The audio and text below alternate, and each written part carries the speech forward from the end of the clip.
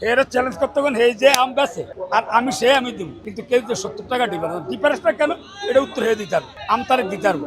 আমতারেক আমার প্রিয় একটা বন্ধু মানুষ, কিন্তু আমতারেকের অনেকেই ভালোবাসে।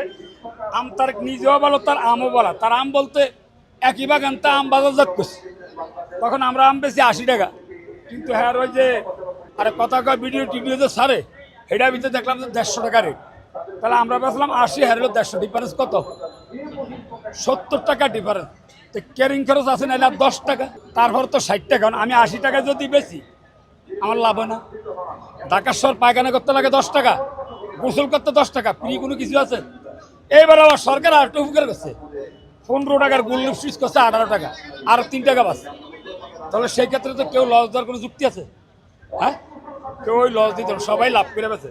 তা আমি 80 টাকা বেচলে লাভ হয়, তার একে 150 বেচলো লাভ। এর লাভ একটু বেশি, কারণ মানুষ তো মোটা সোটা একদম বডি ফিল্ডার, এর হয়তো রুটি দুটা বেশি লাগে, আমার দুটা কম লাগে।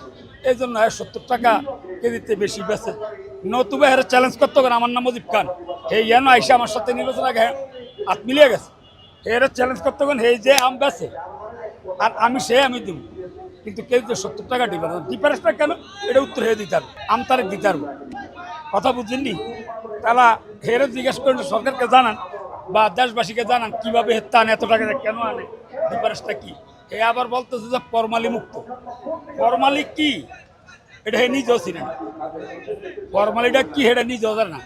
ফরমালি হলো একটা পাউডার জাতীয় জিনিস, পানিতে মিক্স করে স্প্রে করে পোকামাকড় না বসার জন্য।